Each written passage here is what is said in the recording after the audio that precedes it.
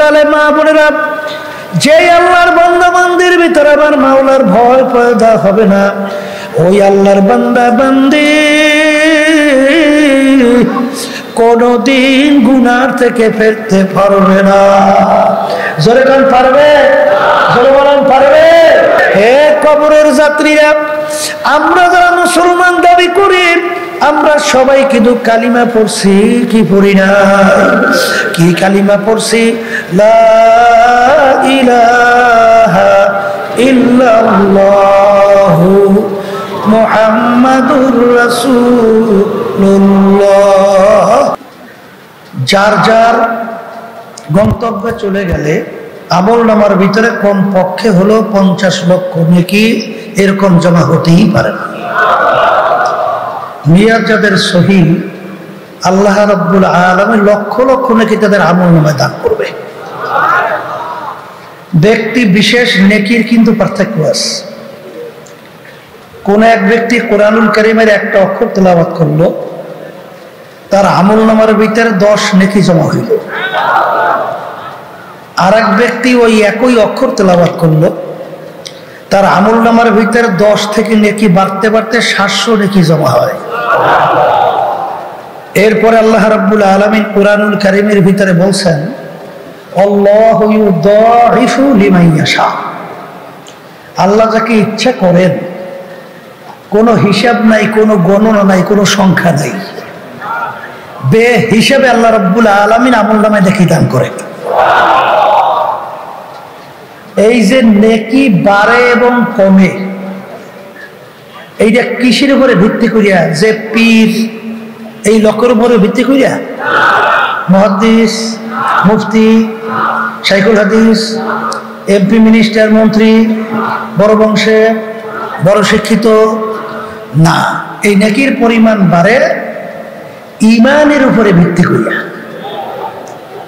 যার ঈমান যত মজবুত, তার নেকির পরিমাণ তত বাড়ে। ওমর ফারুক রাদিয়াল্লাহু তাআলা আনহু, আপনারা জানেন যে যখন আয়াত শরীফ তেলাওয়াত আয়াত নাযিল হলো যে আল্লাহ রাব্বুল আলামিন তার গুনাহগার বান্দা বান্দীরা যদি খালেস তাওবা করে আল্লাহর কাছে মাপ চায়, আল্লাহ শুধু গুনাহ মাফ করবেন তাই না, ওই পিছনের গুনাহকে আল্লাহ নেকের দ্বারা পরিবর্তন করে দেবে। এই কথা শোনার পরে আবু বকর সিদ্দিক রাদিয়াল্লাহু তাআলা তিনি তো পেরেশানির ভিতরে পড়ে গেছেন যে তাইলে তো আমার সে ওমর, তার নেকি বাইরে গেছে। তাহলে তা কেন? ওমর তো যখন দিনের বুঝ পায় নাই, তখন তোর দুষ্টামি ছিল আমার চেয়ে বেশি, তা গুনাহ বেশি হয়েছে না? এখন গুনাহ যদি নেকে পরিণত হয়, তাহলে নেকির পরিমাণ আমার চেয়ে বেরিয়ে গেছে। যাইয়া বলতেছে, ভাই ওমর, তোমার তো কিসমত ভালো, তোমার তো নেকির পরিমাণ অনেক বাইরে গেছে। অর্থাৎ বুঝাইতেছে আমার চেয়ে গুনাহ তোমার নেকি বাড়ছে, কারণ তুমি যে কাজ করছো কাজ আমি করতে পারিনি। ওমর রাদিয়াল্লাহু তাআলা বলতেছেন, ভাই আবু বকর, মাশাআল্লাহ, খুশি হয়েছি, তবে আমার জীবনের সব নেকি আপনাকে আমি দিয়ে দেব যদি এক রাত্রের নেকি আমাকে দেন। কয় রাত্রে? এক রাত্রের নেকি। আবু বকর সিদ্দিক রাদিয়াল্লাহু তাআলা আশ্চর্য হয়ে গেল, ভাই ওমর কি বলতেছো, জীবনে সব নেকি দেবা আর এক রাত্রের নেকির বিনিময়ে? কোন রাত্রি? বলে যেই রাতে আল্লাহ রাসূল সাল্লাল্লাহু আলাইহি ওয়াসাল্লাম সহ মক্কা থেকে হিজরত করে কোথায় গেছিলেন? মদিনা শরীফ। ওই রাত্রে যে গুহায় রাত্রি যাপন করছিলেন, ওই রাত্রের নেকি যদি আমাকে দিতে পারে, আমার জীবনে সব নেকি দিয়ে দেব। এখন আবু বকর সিদ্দিক রাদিয়াল্লাহু তাআলা চিন্তা করলেন, ব্যাপার কি, ওই রাত্রের নেকি কত, জীবনে সব নেকি পরিবর্তন। কলে ভাই একটু বুঝ যাবে, কি করবে বুঝ। আবু বকর সিদ্দিক রাদিয়াল্লাহু তাআলা যাইয়া বলতেছেন আল্লাহ রাসূল সাল্লাল্লাহু আলাইহি ওয়াসাল্লামকে, আল্লাহ রাসূল, ওমর তো এই কথা বলে, এখন তার সঙ্গে জীবনের নেকি দিয়ে একটাতে নেকি পরিবর্তন করব? আল্লাহ রাসূল সাল্লাল্লাহু আলাইহি ওয়াসাল্লাম মিসকি হাসেন, কারণ ওমর রাদিয়াল্লাহু তাআলা তিনি আল্লাহর হাবিবের শ্বশুর, আবু বকর সিদ্দিক রাদিয়াল্লাহু তাআলা তিনিও শ্বশুর। এখন কাকে ঠগায় কাকে জিতে? বলতেছে যে আপনি পরিবর্তন করবেন কি তা জানি না, তবে ওই রাত্রের নেকির একটা পরিমাণ আমি বলি। যত মানুষ দুনিয়াতে আসছে, যত নেকি করছে করবে, সব যদি এক পাল্লায় দেয়, আর আপনার ওই এক রাত্রের নেকি আর একটা পাল্লায় যদি দেয়, ওই এক রাত্রের নেকির ওজন ডাইতে যাবে। এখন আপনি পরিবর্তন করবেন কিনা আপনি জানেন। এখন এই নেকির পরিমাণ বাড়ছিল কেন বলেন? ইমানের উপরে ভিত্তি কইরা। কথা ঠিক না বেঠিক? তাদের ইমানের অবস্থান কেমন ছিল? আর আল্লাহ রাব্বুল আলামিন তো আমাদেরকে হুকুম করছেন, আমিনু কামা আমানান নাস। তোমাদের ইমানের ধরনটা কেমন হবে? সাহাবায়ে কেরামরা যেভাবে ঈমান আনছিল, তাদের বিশ্বাসটা যেভাবে ছিল, তোমাদের ঈমানের ধরন ওইভাবে হবে। তাদের ঈমানের অবস্থা কেমন ছিল শোনেন। আবু বকর সিদ্দিক রাদিয়াল্লাহু তাআলা গোলামকে আজাদ করে দিয়ে বলছিলেন, কথা বেশি লম্বা বললাম কারণ আসছেন তো অনেক সময় হয়ে গেছে, যে জনসভা থেকে শুরু করি এখন পর্যন্ত আছেন, অনেকে খাওয়া দাওয়া করেন নাই, কষ্ট তো হইতেই আছে না? তা যাই হোক, যেই কষ্টের ভিতরে ইবাদতে কষ্ট বেশি, সব তত বেশি। এই কথা ঠিক না ঠিক? কষ্ট তো একটু হয়। আল্লাহ তৌফিক দান করুন, আল্লাহ নেকের পরিমাণ বাড়াই, নাজাতের ওসিলা বাড়াই দেন আল্লাহ।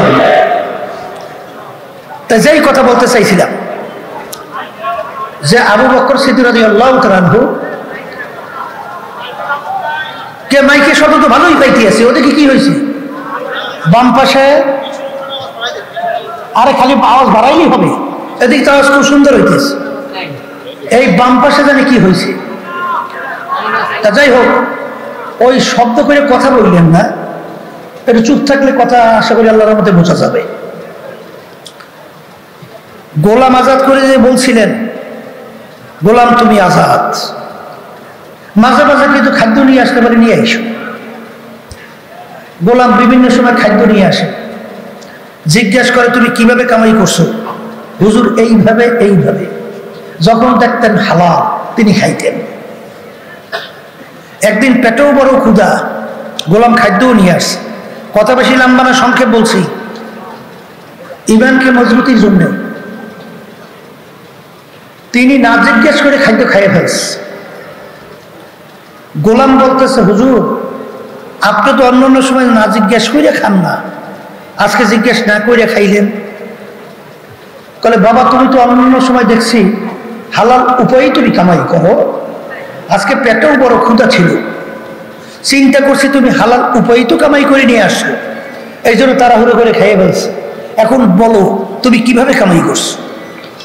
তখন গোলাম বলতেছে, হুজুর আমি যখন কাফের ছিলাম, জাদুবিদ্যার মাধ্যমে একটা লোককে তদবির করছিলাম, ওই লোকটা ভালো হয়ে গেছে, তার সঙ্গে দেখা, সে ওই যে ভালো হয়েছে ওই বিনিময়ে আমাকেই খাদ্য দিছে, সেই খাদ্য এই। তখন আবু বকর সিদ্দিক রাদিয়াল্লাহু তাআলা বলেন, ভাই তুমি তো আমাকে সর্বনাশ করছো, জাদুবিদ্যার মাধ্যমে তদবির করা কামাই সম্পূর্ণ হারাম, তুমি তো আমাকে হারাম খাওয়াইছো। এই কথা বললে তিনি গলার ভিতরে আঙ্গুল দেওয়া শুরু করছে, পেটেও ক্ষুধা, বলতে গেলে পাকস্থলে খাইতে চলে গেছে। সে যাই না খাইছে না না যাই না খাইছে, আল্লাহ কি ধরপাকড় করবে? তারপরেও তিনি খাদ্য বাড়ি করার জন্য চেষ্টা করতেছে। লোকেরা বলে, হুজুর আপনাকে তো আল্লাহ ধরপাকড় করবে না, আর খাদ্য আপনি না যাই না খাইছেন, পাকস্থলে চলে গেছে, বলতে গেলে আপনি নিজেকে কষ্ট দেন কেন? তিনি বলতেছেন, ইমানের অবস্থান শোনেন, তিনি বলতেছেন, হে আমার সাথীরা, আল্লাহ রাসূল সাল্লাল্লাহু আলাইহি ওয়াসাল্লাম বলছেন, যেই হারাম মালের দ্বারা রক্ত এবং গোশত তৈরি হবে, তার জায়গা জাহান্নাম ছাড়া হবে না, তার জায়গা জাহান্নাম ছাড়া হবে না। আমি আবু বকর যদি মারাও যায়, তারপর ওই খাদ্য আমি পেট থেকে বের করেই ছাড়ব। তখন লোকেরা বলে, হুজুর পেট ভইরে পানি খান, গলায় আঙ্গুল দিলে বমি হবে, বমির সঙ্গে খাদ্য বের হয়ে আসবে। তিনি পেট ভরে পানি খেয়ে যখন গলায় আঙ্গুল দিল, বমি হয়ে গেল, খাদ্য বের হয়ে গেল, তিনি বলেন আলহামদুলিল্লাহ। এই ছিল তাদের ঈমানের অবস্থা। ওমর ফারুক রাদিয়াল্লাহু তাআলা আনহু, আপনারা জানেন নীল নদী, শোনেন নাই? নীল নদীর নাম শুনছেন? শুনছেন তো? নীল নদীর একটা নিয়ম ছিল, প্রতি বছর একটা সময় শুকাইয়া যাইত। যুবতী একটা সুন্দরী মেয়েকে যদি নীল নদীর ভিতরে বলি দেওয়া হইতো, বলি বুঝুন তো, ওই হিন্দুরা কয় বলি, মানে জবাই করা হতো, তাইলে পানি আসতো, নাহলে পানি আসতো না। আর ওই পানি এত জরুরি গুরুত্বপূর্ণ, ওই পানি খাইয়ে মানুষ বাঁচত, আর ওই পানি দিয়ে ফসল হয়, ফসল খাইয়ে মানুষ বাঁচে। এখন যখন মুসলমানদের আয়ত্তে নীল নদ সহ যখন তাদের আয়ত্তে এসে গেল, এখন নিয়ম অনুযায়ী তো নীল নদীর পানি বলেন শুকিয়ে গেছে না? শুকিয়েছে। এখন নিয়ম কি? সুন্দরী একটা যুবতী মেয়েকে জবাই, নালে পানি। এখন এলাকার লোক সব গেছে, গভর্নর হুজুর নীল নদীর পানি শুকাইছে, যদি যুবতী মেয়েকে জবাই করে না হয় পানি আসবে না, সব আমরা না খাইয়ে পানি মারা যাব। এখন নাউজুবিল্লাহ, আল্লাহ মাফ করুক, আমাদের যুগ যদি হইতো তাহলে কত ফাতুয়া যে বের হইতো, এর কোনো শেষ না। কথা বলেন না কেন? কোনো ফতুয়া শেষ আছে? তখন ফতুয়া বের হইতো লক্ষ লক্ষ কোটি কোটি মানুষের জীবন, এ তো আগে বাঁচা দরকার। একটা জীবন গেলে করার কি? আগে তো লক্ষ লক্ষ মানুষের জান বাঁচুক। কথা হয় না? কথা ঠিক না ঠিক? তাদের ঈমানের অবস্থা কেমন ছিল? যখন গভর্নর বলে এই সিদ্ধান্ত তো আমি দিতে পারবো না, আমিরের থেকে সিদ্ধান্ত আসা লাগবে। আমিরের কাছে সংবাদ পৌঁছল, আমির নীল নদীর পানি শুকাইছে, যুবতী মেয়ে জবাই না করার পর্যন্ত পানি আসবে না, লক্ষ লক্ষ মানুষ পানি না খাইয়ে মরবে, ফসল হবে না, ফসল না খাইয়ে মারা যাবে। কি করা? যুবতী মেয়েটা একটা জবাই করা লাগবে। আমির কি বলছেন? আমির কথার কথা, বলো কি? তাহলে একটা মেয়ে জবাই দেওয়ার মধ্যে পানি আসা না যাওয়ার ক্ষমতা, আমার আল্লাহর ক্ষমতা কোথায়? হ্যাঁ, আমি নীল নদীর কাছে চিঠি লেখে, সুবহানাল্লাহ বলেন না? কার কাছে চিঠি লেখে? আমাদের যুগে নাউজুবিল্লাহ আমরা দেখতাম, শুনতাম, তাইলে তো আর লকব লাগাইতে মোটেও ভুল করতাম না, পাগল হয়ে যাত। নদীর কাছে চিঠি লেখে, এখনো সুস্থ মানুষ পারে? কথা বলেন, পারে? নীল নদীর কাছে চিঠি লেখে, কে লেখে? আমিরুল মুমিনিন। হে নীল নদী, তুমি যদি আল্লাহর হুকুমে জারি হও তাহলে জারি হইয়া যাও, আর যদি আল্লাহর হুকুমে জারি না হয় তোমার পানি আমাদের লাগবে না। Direct action. যাও, চিঠি নিয়ে নীল নদীর ভিতরে ফালাও। চিঠি নিয়ে নীল নদীতে ফালাইতে দেরি, সঙ্গে সঙ্গে পানি এসে নীল নদী পানিতে ডুববো। ওই যে নীল নদী পানিতে ভরছে, আজ পর্যন্ত আর কোনদিন শুকায় না। এর নাম হলো ঈমান। কথা বুঝেন নাই? আমার বাচ্চাদেরকে বলবো, সাহাবায়ে কেরামদের জামাত এলাকায় দাওয়াত দেওয়ার জন্য যখন গেল, এলাকার লোক এত খারাপ, দাওয়াত গ্রহণ করেই না, বরঞ্চ তারা একটু বসবে, শুইবে, জায়গাও দেয় নাই। এখন রাত্রি হয়ে গেছে, কোথায় রাত্রি যাপন করবে? সাহাবায়ে কেরামদের জামাতের আমির তিনি সিদ্ধান্ত নিলেন জঙ্গলের মধ্যে রাত্রি যাপন করবে। কোথায়? হ্যাঁ, এই জঙ্গলের মধ্যে তো হিংস্র প্রাণী অভাব আছে? বা সিংহ, বিষাক্ত সাপ, আর অত আর আদার্স কোনো শেষ নাই। যখন সাহাবায়ে কেরামদের জামাত জঙ্গলের ভিতরে ঢুকতেছে, তখন এলাকার লোকেরা বলতেছে, শুনছি মুসলমান বলে পাগলের জাত, আসলেই তো আচ্ছা পাগল। নালে জঙ্গলের ভিতরে কোনো সাধারণ জ্ঞান যার আছে কেউ ঢোকে, এতে একজনও কালকে তালাশ করে পাওয়া যাবে না। কিন্তু সাহাবায়ে কেরামদের জামাত জঙ্গলের ভিতরে ঢুইকা জামাতের আমির জংলা হিংস্র পশু পাখি সবাইকে লক্ষ্য করিয়া কি দেয়? ভাষণ, বক্তব্য। হে জংলা পশু পাখিরা, আমরা নবীর একদল সাহাবারা আসছি। সবাই বলেন সুবহান।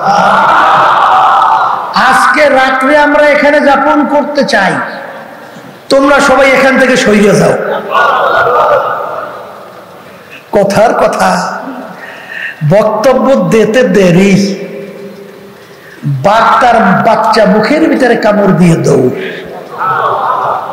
সেই তার বাচ্চাকে মুখের ভিতরে নিয়ে দৌড়, গর্তের ভিতরে বিষাক্ত সাপ উঠে দৌড়, এমনকি গর্তের পিপিলিকা পর্যন্ত সব উঠে দলে দলে, জায়গা একেবারে পরিষ্কার।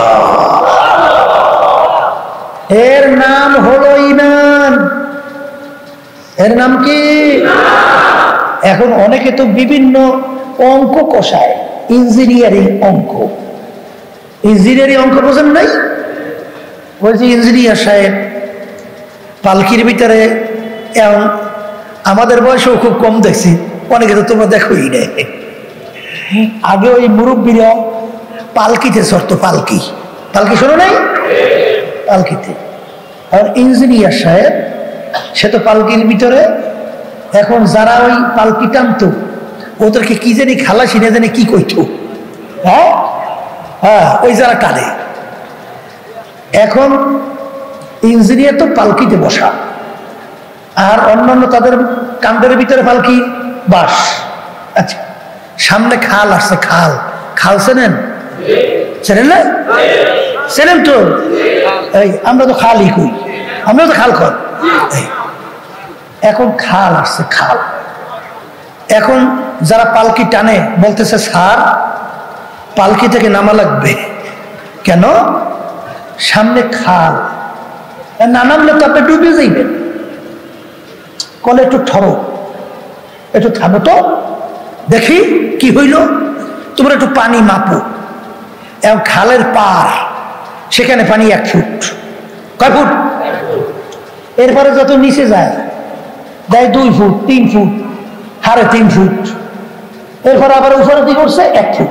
এখন গড় করছে, গড় করে দেখে খালের ভিতরে পানি আছে 2 ফুট। কয় ফুট? পানি কয় ফুট? গড় করছে 2 ফুট। এখন বলতেছে, হ্যাঁ হিসাব নিকাশ ঠিক, পালকি চলবে, চালাও। পালকি কি চালাও। এখন ইঞ্জিনিয়ার বলছে পালকি চালাও, চলবে। যেই 3.5 পানির কাছে গেছে, এখন তো পানি পালকির ভিতরে উঠে ডুবে ডুবে অবস্থা। এই দাঁড়াও দাঁড়াও, কি হইল? আমার হিসাব ভুল হয়েছে নাকি? হিসাব তো ভুল হয়েছে নাকি? নাহলে আমার পালকি ডুবে কেন? তখন যারা পালকি টানে তারা বলতেছে, স্যার সব জায়গায় ইঞ্জিনিয়ারিং হিসাব চলে না।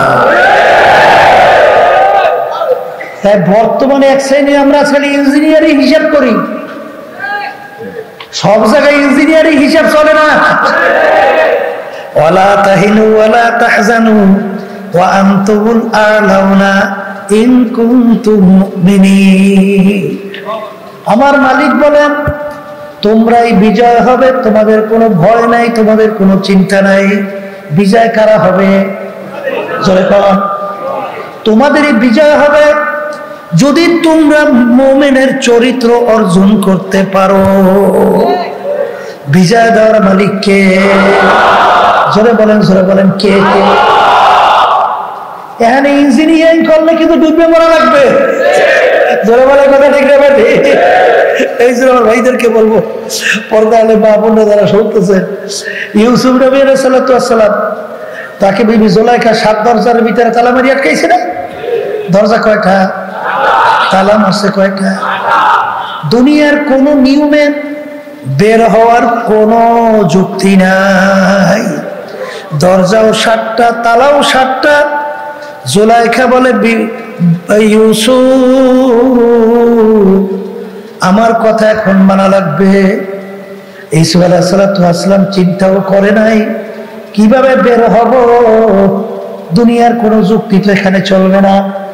আল্লাহর উপরে তাওয়াক্কুল কইরা নবী যখন দৌড় মারলেন, 7টা দরজার ভিতরে তালা আমার মালিক টাস টাস কইরা খুইলা দিছে। নবী বের হইয়া চলে গেছে, আটকাই রাখতে পারে নাই। পারছে? মুসা আলাইহিস সালাম ফেরাউন দলবল সহ যখন তারাইয়া তাকে আসলে দৌড়িয়া তাদের উপর আক্রমণ করবে, সামনে নদী, সামনে কোন নদী? নীল নদী বাজছে। মালিক এখন কি পালা? সামনে তো নদী, পিছন থেকে শত্রু আসতেছে, আমাদেরকে তো সব একসঙ্গে সব শেষ। কি করব কি করব? ও মুসা, চিন্তা নাই, তোমার হাতের মধ্যে ওঠা কি? মালিক লাঠি। লাঠি দিয়া পানির উপরে বাড়ি দাও। বাড়ি দেওয়ার সঙ্গে সঙ্গে রাস্তা বহুত হয়ে গেল। এখন যাও, দর বললে যাও যাও যাও যাও, পরে যাও। কে পার করে? আর রাস্তা কর না, কে পার করে? এই জন্য আমার ভাইদেরকে বলবো, পর্দা আলেম মা বোনদেরকে বলবো, আমি প্রথম যে আপনাদের সামনে আসে তেলাওয়াত করছি, আমার মালিক বলছেন ইমানদারেরা। কাদেরকে সম্বোধন করছে? বলেন বলেন, এই ইমানদার কারা? হাদিসের ভিতরে আছে অনেক মুসল্লি নামাজ পড়ে, কিন্তু ওদের ভিতরে ঈমান নাই। আল্লাহ রাব্বুল আলামিন কোরআনুল কারীমের ভিতরে বলেন, ফাওয়াইলুল লিল মুসাল্লিন, নামাজীদের জন্য জাহান্নাম। কথা ঠিক না বেঠিক? তাহলে ঈমানকে আগে মজবুত করতে হবে, নির্ভেজাল করতে হবে। আল্লাহ রাসূল সাল্লাল্লাহু আলাইহি ওয়াসাল্লাম বলেন, আখলিস দীনাকা ইয়াকফিকা আমালুল কলিল। তোমাদের ঈমানকে যদি তোমরা নির্ভেজাল করতে পারো, অল্প আমলি তোমাদের নাজাতের জন্য যথেষ্ট। কি জোরে বলেন? কথা ঠিক না বেঠিক? এই জন্য ঈমানকে মজবুত করা লাগবে। এক শ্রেণী আমার বাজানরা আছে, আল্লাহ কোরআনুল কারীমের ভিতরে বলে, ওয়াজা তানিবুত তাগুত, তোমরা তাগুত থেকে পরহেজ করো, তাগুত থেকে বাইসে থাকো। ওই তাগুতকে বাদ দাও। তাগুত কাকে বলে? এই মানব রচিত তন্ত্র মন্ত্র কুফরি, এটা তাগুতের ভিতরে একটা বড় তাগুত। কথা কয় না? এক শ্রেণীর মনে করে নামাজও পড়ে, রোজাও রাখে, হজও করে, যাকাতও আদায় করে, তাহাজ্জুদের নামাজ অনেকাংশে কম পড়ে না, তাসবিহ জিকিরও করে, কিন্তু তারা এই তাগুতের সাথে জড়াইয়া মসজিদে যাইয়া সেজদা দিয়া আল্লাহকে খুশি করতে চায়। জোরে বলেন। এক শ্রেণী আমার বাজানরা মসজিদে যায়, রুকুর ভিতরে যাইয়া সুবহানা রাব্বিয়াল আযীম তাসবিহ আদায় করে। কাকে খুশি করে? একটু জোরে মুখ খুলে বলেন। আবার সেজদার ভিতরে যাই আলা, কাকে খুশি করে? আবার বাহিরে নাইমা স্লোগান দেয়, আমার নেতার চরিত্র ফুলের মতো পবিত্র, নামাজ পড়ে না একক। তো ভুল কইছি মনে হয়? হ্যাঁ, শুধু শোনেন, এক শ্রেণী বর্তমানে আমার মতো আলেমরাও বেরিয়েছে, একটু যদি কোনো কায়দা দান খয়রাত করে, ওদিকে তো আল্লাহ আল্লাহ রসুলের বিরুদ্ধে যত আইন আছে, যত জুলুম আছে, যত মিথ্যাচার আছে, যত ঘুষ আছে, যত সুদ আছে, যা কিছু আছে, সব একটাও বাদ নাই। এখন একটু সহযোগিতা করছে, তার প্রশংসায় পঞ্চমুখ। হাদিসের ভিতরে আসছে, আল্লাহ রাসূল সাল্লাল্লাহু আলাইহি ওয়াসাল্লাম বলেন, ফাসিকদের যখন প্রশংসা করা হয়, আমার মালিকের আরশ থরথর করে কাঁপতে থাকে। আমার কথা না, আল্লাহ রাসূল সাল্লাল্লাহু আলাইহি ওয়াসাল্লাম বলছেন, আমি শুনাইতেছি মিয়া। হ্যাঁ, এক শ্রেণী বেরোইছে মসজিদে যে আল্লাহকে খুশি করে, বাহিরে নামিয়া দুনিয়াদার, ইসলাম বিদ্বেষী, আল্লাহ আল্লাহ রসুল বিদ্বেষী, মুসলমান বিদ্বেষী চক্রদের সাথে জড়াইয়া আবার মসজিদে যাইয়া আল্লাহকে খুশি করে। আছে না ভাই? এই আল্লাহ রসুল সাল্লাল্লাহু আলাইহি ওয়াসাল্লাম কি বলছেন? দুনিয়া এবং আখিরাতের সম্পর্কটা কি? আল্লাহ রসুল বলেন, কাজুরাতাই, দুই সতীনের মতো। কির মতো? বলেন, মুখ খুলে বলেন। হে আল্লাহর বান্দারা, আপনাদের এলাকায় একটু তালাশ করে দেখবেন, কোন স্বামী যদি তার দুইজন স্ত্রী থাকে, দুইজন স্ত্রীকে একসঙ্গে কিন্তু খুশি রাখতে পারে না। পারে? একজন খুশি হলে আরেকজন বেজার। ঠিক আল্লাহ রাসূল সাল্লাল্লাহু আলাইহি ওয়াসাল্লাম বলেন, দুনিয়া এবং আখিরাতের সম্পর্ক কাজুরাতাইন, দুই সতীনের মতো। দুই সতীন একত্রে যেভাবে খুশি রাখা যায় না, এভাবে দুনিয়া এবং আখিরাতকে একত্রে খুশি রাখা যায় না। আমি বলছি, আল্লাহ রাসূল সাল্লাল্লাহু আলাইহি ওয়াসাল্লাম বলছেন। মুখ খুলে বলেন, কে বলছেন? আবার শুনে বলেন, কে বলছে? হ্যাঁ, এটা বিশ্বাস করা লাগবে না? এর নাম হলো ঈমান। এর নাম কি? তাহলে ঈমানকে নির্ভেজাল করা লাগবে। কি করা লাগবে? আবার জোরে কন। এই হাদিসের ভিতরে আছে, মান ক্বালা লা ইলাহা ইল্লাল্লাহ হাক্কান ফাদাখালাল জান্নাহ। যে কালিমা তার হক আদায় কইরা পড়বে, সে বেহেশতের ভিতরে ঢুকবে। কালিমার হক কি? লা মাকসুদা ইল্লাল্লাহ, লা মাহবুবা ইল্লাল্লাহ, লা মাতলুবা ইল্লাল্লাহ, লা মাশুকা ইল্লাল্লাহ, লা ইলাহা ইল্লাল্লাহ মুহাম্মাদুর রাসূলুল্লাহ। বাজার নুরানি কারি ইব্রাহিম রাহমাতুল্লাহি আলাইহি তিনি বলতেন, লা যখন বলো মাথায় ডান দিকে ঘুরাও, আর লাল তরবারি নিয়ে গয়রুল্লাহকে কাটতে থাকো, কলব থেকে সমস্ত গয়রুল্লাহকে ফালাইতে থাকো। লা বইলা যখন মাথা ডান দিকে ঘুরাও, খেয়াল করো আমার কলবের ভিতরে আমার পীরগিরি নাই, আমার মুফতিগিরি নাই, আমার মুহাদ্দিসগিরি নাই, আমার টাকার গরম নাই, আমার ক্ষমতার গরম নাই, আমার বংশের গরম নাই, আমার শিক্ষার গরম নাই, আমার মেম্বারগিরি নাই, আমার চেয়ারম্যানগিরি নাই, আমার এমপিগিরি নাই, আমি অমুক তমুক সভাপতিগিরি নাই, নাই নাই নাই। আল্লাহ বাদে কেহ মাবুদ নাই, আল্লাহ বাদে কেহ মাবুদ নাই। ঈমানকে মজবুত করা লাগবে।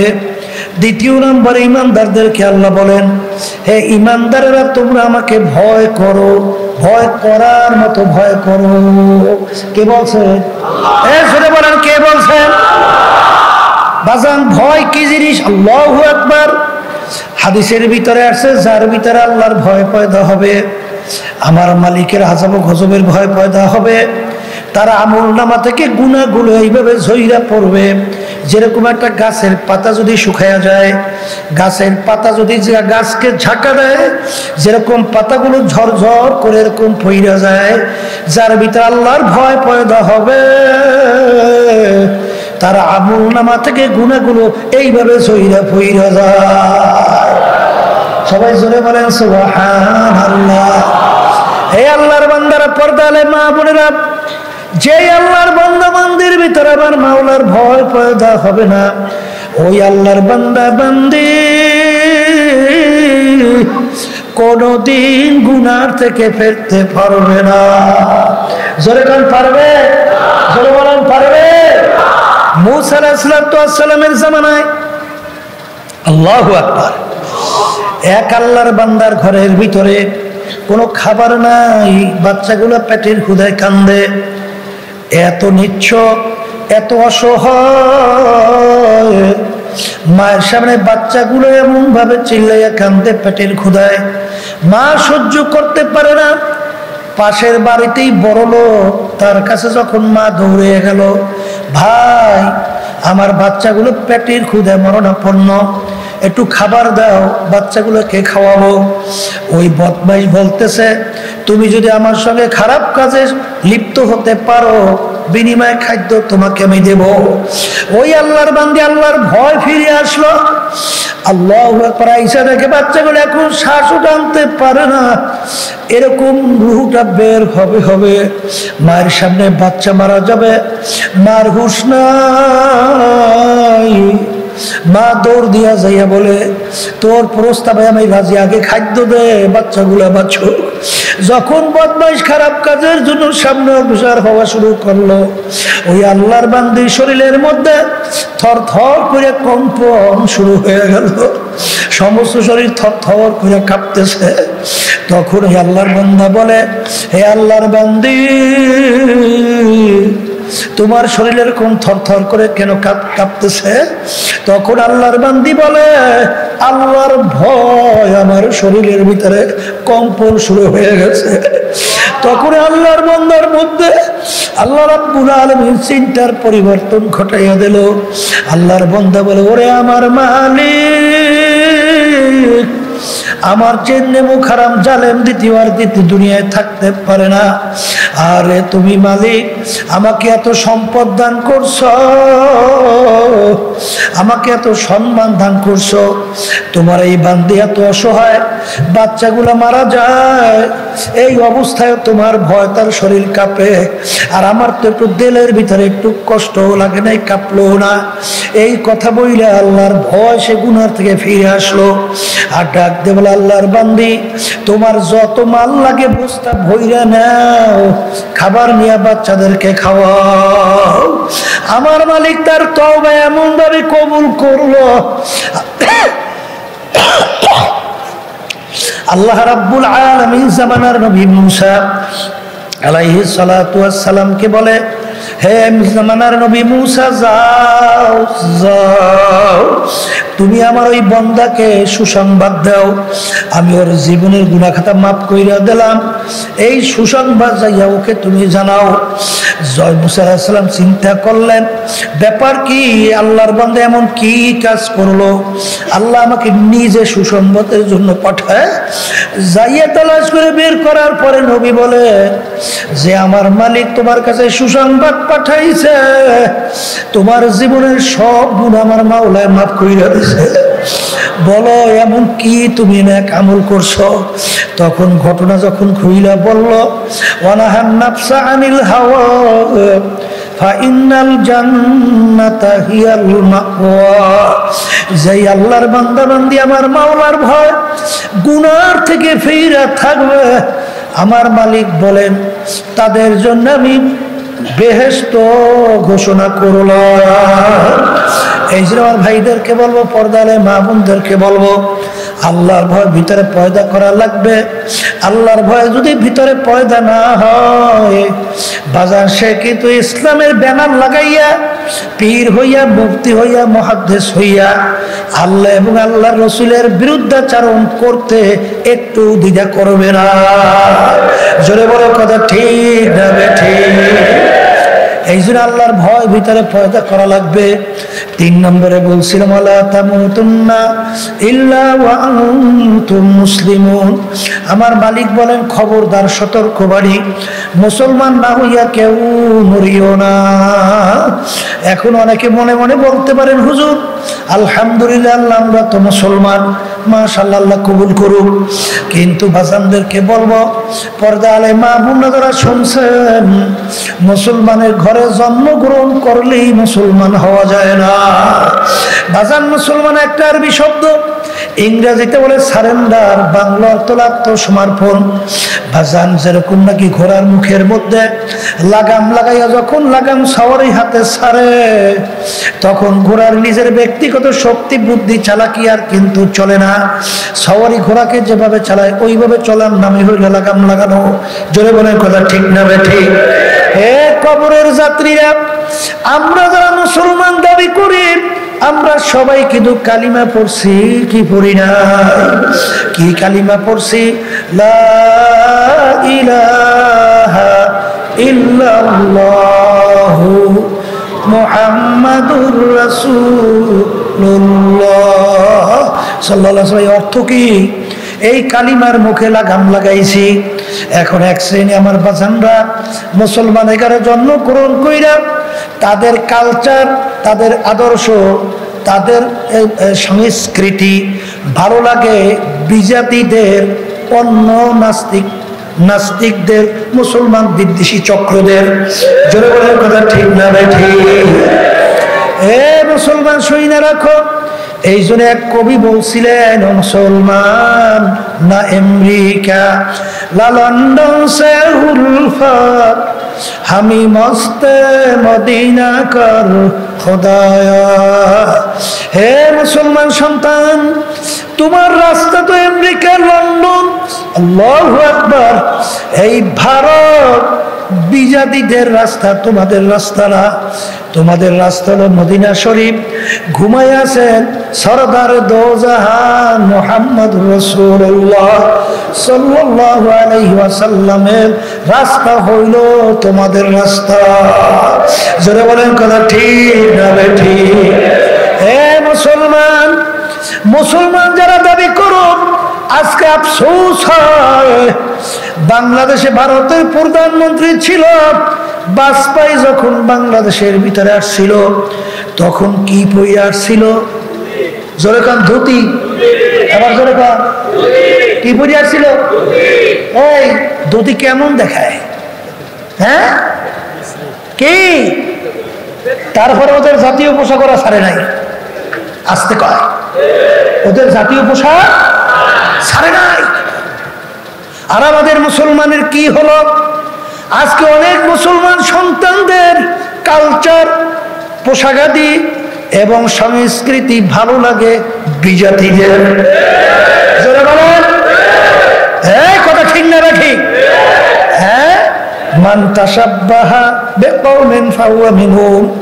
আল্লাহ রাসূল সাল্লাল্লাহু আলাইহি ওয়াসাল্লাম বলেন, দুনিয়ার ভিতরে যাদের সঙ্গে তোমার সাদৃশ্য থাকবে, সম্পর্ক থাকবে এবং মুহাব্বত থাকবে, তাদের সঙ্গে কিয়ামতের ময়দানে হাসর হবে। কি কথা কি বুঝাইতে পারছি না পারি নাই? একটু জোরে বলেন, পারছি না পারি নাই? হ্যাঁ, যদি পাইরে থাকি, এই জন্য আমার ভাইদেরকে বলো, পর্দা আলে মোহাম্মদকে বলবো, মুসলমানি বুয়াদ গরদান নেহাদান এনানে খদ বাদাস্তে খাজাদাদা। লাগাম লাগানোর মতো লাগাম লাগাইতে হবে। আল্লাহ এবং আল্লাহ রাসূল যেটাকে ভালো বলে, তোমার আমার সেইটাকে ভালো বলতে হবে, যেটাকে খারাপ বলে সেইটাকে খারাপ বলতে হবে। রাজি আছি কেনা কেনা? কে কে রাজি আছেন? হাত উঠান, আল্লাহ দেখো। নারে তাকবীর। ওদারে মামুলে হাত উঠান, আল্লাহ দেখো। আল্লাহ কবুল করে না। আমরা নিয়ত করছি, এই শক্তি আমাদের আছে, লক্ষ্যে পৌঁছে শক্তি আমাদের নাই। আছে? যেমন নাকি ছোট বাচ্চা মায়ের দুধ পান করে, ওই বাচ্চা টাইনে জোর করে মাকে দুধ খাওয়ার শক্তি বাচ্চার আছে? হ্যাঁ পারে, পারে পারে। এই কিন্তু বাচ্চার যখন দুধের সময় হয়, ওর যখন দুধ খাইতে মন চায়, অস্ত্র কিন্তু একটা আছে। কি অস্ত্র? ওয়া ওয়া কইরা কান্না শুরু করে। বাচ্চার কান্না শোনার পরে মায়ের কাজ হাতের থেকে ঠাস করে পড়ে যায়। মা সহ্য করতে পারে না, মা দৌড় দিয়ে বাচ্চাকে ধরে, দেখে বাচ্চার তামাম গায়ে পায়খানা প্রস্রাবে ভরা।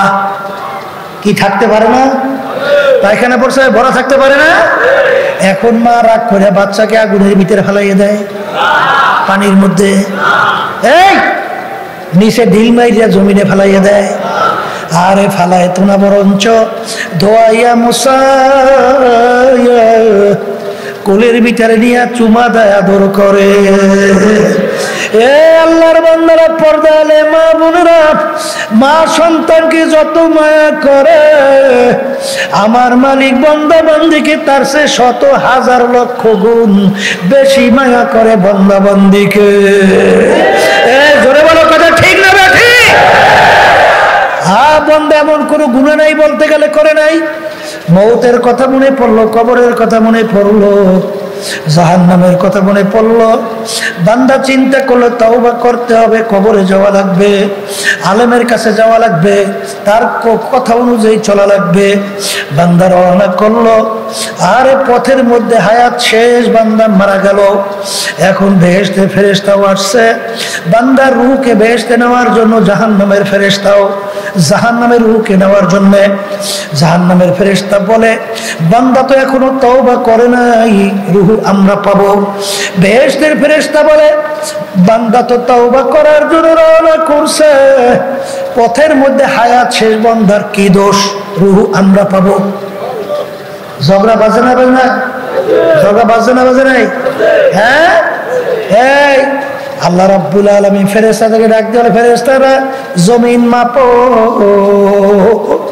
আমার বান্দা যেখানে মারা গেল সেখান থেকে তার বাড়ি কাছে না আলেমের বাড়ি কাছে? যদি তার বাড়ি কাছে হয় রূহ নিয়া যাইবে জাহান্নামের ফেরেশতা, আর আলেমের বাড়ি যদি কাছে হয়, তার বাড়ি দূরে হয়, রূহ নিয়া যাইবে বেহেশতের ফেরেশতা। আল্লাহর বান্দা যেখানে মারা গেল, ঘটনা ছিল তার বাড়ি ছিল কাছে, আলেমের বাড়ি দূরে। জোরে বলে কথা ঠিক কিনা? আল্লাহ রাব্বুল আলামিন জমিনকে ডাক দিয়ে বলে, জমিন আমার বান্দার জন্য আলেমের বাড়ি কাছে হইয়া যায়। আমার মালিকের কুদরতি হুকুম, সঙ্গে সঙ্গে জমিন মাইপা দেখে আল্লাহর বান্দা যেখানে মারা গেল সেখান থেকে আলেমের বাড়ি কাছে, তার রূহ নিয়ে গেল বেহেশতের ফেরেশতা। এ আল্লাহর বান্দারা, পর্দা আলে মা বোনেরা, তুমি আর আমি আল্লাহর উপর তাওয়াক্কুল কইরা আমার মালিককে পাওয়ার জন্য, নবীর রাসূলের তরিকা অনুযায়ী চলার জন্য যদি নিয়াত করে নামতে পারি, যত বিপদ মুসিবত সামনে আসুক না কেন, আমার মালিক মান আতানি ইয়ামশি আতাইতুহু হারওয়ালা, বান্দা বান্দি আমার মালিককে পাওয়ার জন্য হাইটা রওনা করবে, আমার মালিকের রহমত দৌড় দিয়া যাইবে, আমার মালিকটাই না তার কুদরতে কোলে জায়গা না দিয়া পারবে না। এই জন্য আমার ভাইদেরকে বলবো, পর্দারে মা বোনদেরকে বলবো, ঈমানকে মজবুত করি, আল্লাহর ভয় ভিতরে পয়দা করি, মুসলমান হইয়া তারপর দুনিয়ার থেকে বিদায় নিয়ে কবরে যাওয়ার জন্য আল্লাহর ফজলে নিয়াত করে চেষ্টা করি। আল্লাহুম্মা আমিন। হে ঘরের মেয়ে লোকেরা হাত উঠাও, গুনার কথা মনে করো, দুই চোখের পানি